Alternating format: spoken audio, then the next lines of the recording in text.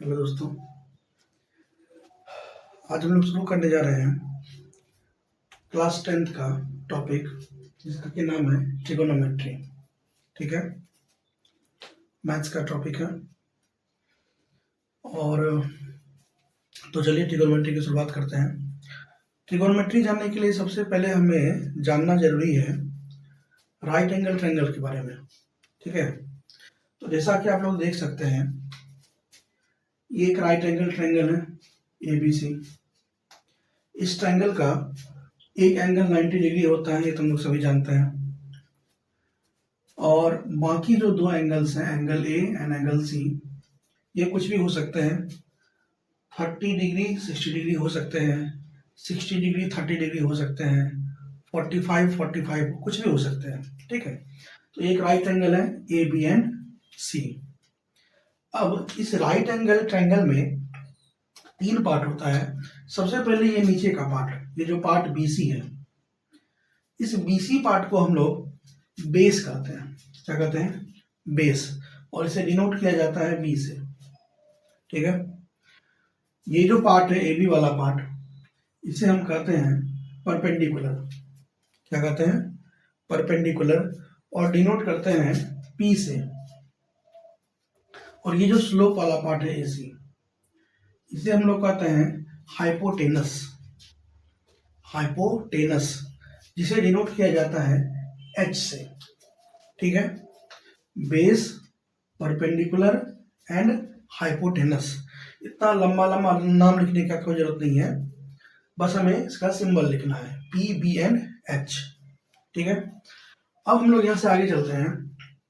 अब आप लोगों ने पाइथागोरस ट्रिपलेट के बारे में पढ़ा होगा या पाइथागोरस थ्योरम के बारे में पढ़ा होगा। अब हम लोग ट्रायंगल ABC में पाइथागोरस थ्योरम अप्लाई करने जा रहे हैं। तो जब हम ट्रायंगल ABC में पाइथागोरस थ्योरम अप्लाई करते हैं तो हमें क्या मिलता है, देखिए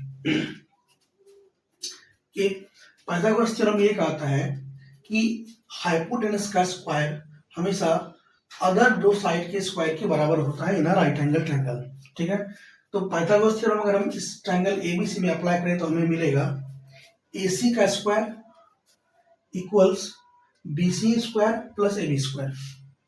ठीक है, समझिए बात को।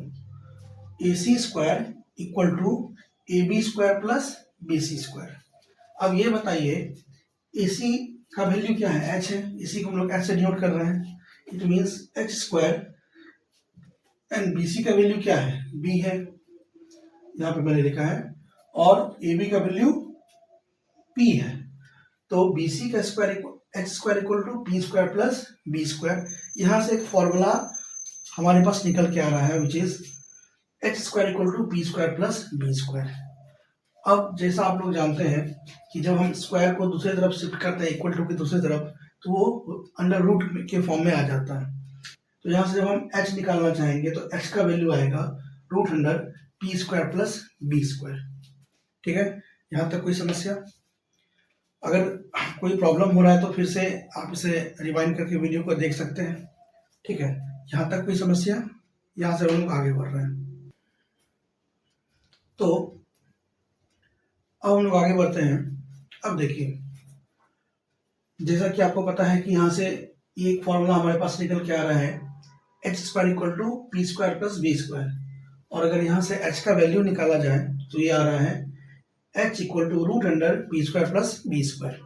ठीक है, अब आप थोड़ा अगर ध्यान दीजिएगा तो इस फॉर्मूला से ही दो और फॉर्मूला निकल सकता है। जैसे कि अगर हम P स्क्वायर को स्क्वायर इक्वल टू के इधर इस तरफ ले आए तो हमारे पास P स्क्वायर का फॉर्मूला आएगा B स्क्वायर, और ये H स्क्वायर जब इक्वल टू इधर आएगा तो आप लोग को ये बात बेसिक पता होनी चाहिए कि H स्क्वायर के आगे प्लस है और इक्वल टू के दूसरी तरफ आने पे इसके आगे माइनस हो जाता है।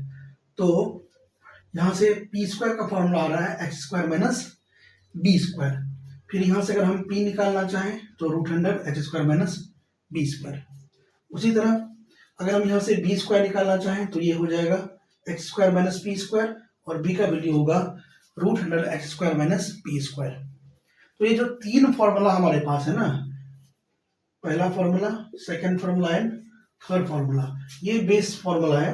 ठीक है, एक्चुअली ये बेस फॉर्मूला है। और ये जो दो फॉर्मूला आया है वो इससे ही निकल के आया है। आपको मेनली इसको याद रखना है, इसका ज्यादा काम पड़ेगा आपको क्वेश्चंस बनाने में। ये 3 फॉर्मूला है ना रूट के अंदर वाला, वो याद रखना है, उसका ज्यादा काम पड़ता है। ठीक है, तो ये 3 फॉर्मूला सबसे पहले आपको ध्यान में रखना है। क्या? h equal to root under P square plus B square, p equal to root under H square minus B square and b equal to root under H square minus P square. ठीक है, अब यहां से हम लोग आगे बढ़ते हैं। चलिए अब हम लोग आगे देखते हैं। देखिए हमें यहाँ पे कुछ बातें ध्यान रखनी जरूरी है। जैसे कि आप यहाँ पे देख सकते हैं, मैंने 2 ट्रायंगल्स यहाँ पे बनाया हुआ है, A B C and A B C. दोनों ट्रायंगल में आपको क्या डिफरेंस नजर आ रहा है, क्या फर्क नजर आ रहा है? देखिए फर्क क्या है, जो ये एंगल होता है ये तो 90 होता है, आप लोगों को पता है, ये फिक्स है, ये चेंज नहीं हो सकता है। अब मैंने अभी जस्ट बताया आपको थोड़ी देर पहले कि नीचे वाला पार्ट क्या बेस कहलाता है और ये वाला पार्ट परपेंडिकुलर कहलाता है।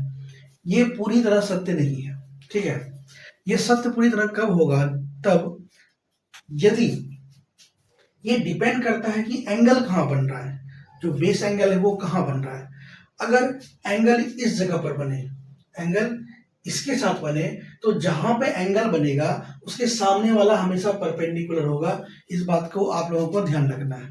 इसका काम आगे अभी होगा, पहले मैं इसे बता दे रहा हूं कि जहां पे भी एंगल बने उसके सामने वाला हमेशा क्या होगा? परपेंडिकुलर होगा। ठीक है, तो इस केस में देखिए एंगल यहाँ बन रहा है, तो इसके सामने वाला पार्ट ये है, तो ये होगा हमारा परपेंडिकुलर। ठीक है, अब इसके नीचे वाले ट्रायंगल में देखिए, इस केस में एंगल यहाँ बन रहा है इस जगह पे, तो इसके सामने वाला पार्ट कौन सा है? ये तो जो BC है इस केस में वो हमारा परपेंडिकुलर हो जाएगा और जो AB है वो हो जाएगा बेस। कोई दिक्कत? और हाइपोटेनस हमेशा वही होता है, हाइपोटेनस कभी भी चेंज नहीं होता है।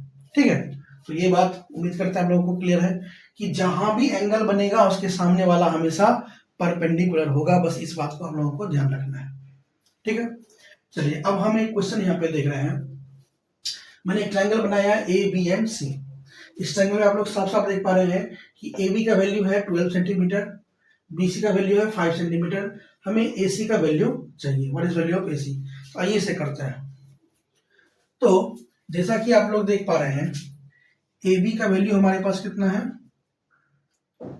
12 centimetre and B C equal to 5 centimetre और हमें ए सी चाहिए। ठीक है, तो आप लोग साफ साफ देख पा रहे होंगे ये राइट एंगल ट्रायंगल है। ठीक है ना, ये एक राइट एंगल ट्रायंगल है। और जब हम इसमें पाइथागोरस ट्रिपलेट लगाएंगे तो हमें पता है कि A C square equal to A B square plus B C square, ये रिजल्ट हमारे पास सामने आएगा। ठीक है, इसे मैं इरेज कर रहा हूँ। ठीक है, इसे मैं इरेज कर रहा हूँ। ठीक है, तो चलिए अब यहाँ से आगे बढ़ते हैं। तो ये यहाँ तक कोई दिक्कत?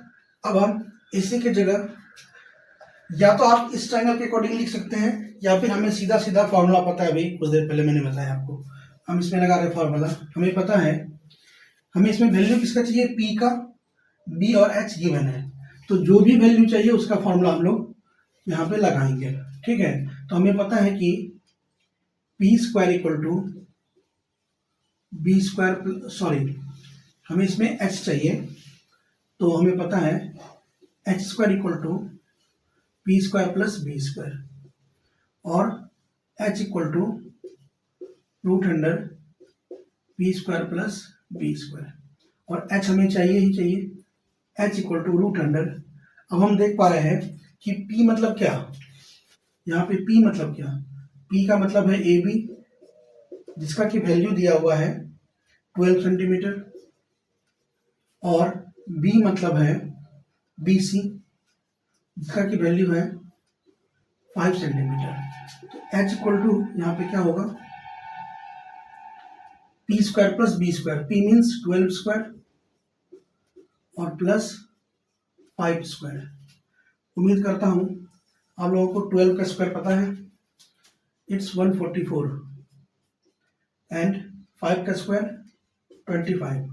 जब हम इसे ऐड करते हैं तो हमें मिलता है 169 और 169 का रूट होता है 13, that is h equal to AC equal to 13 centimetre. ये हमारा आंसर यहाँ पर आ चुका है।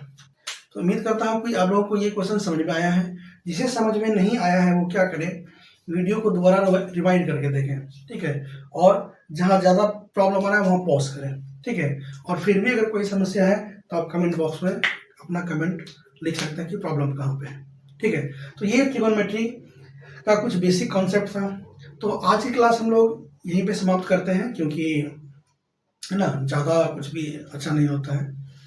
तो बाकी का जो कंसेप्ट है वो हम लोग अगले क्लास में करते हैं, ठीक है। तो उम्मीद करता हूँ कि आज मैंने जो भी आपको पढ़ाया वो आपको क्लियर होगा, समझ में आ रहा होगा।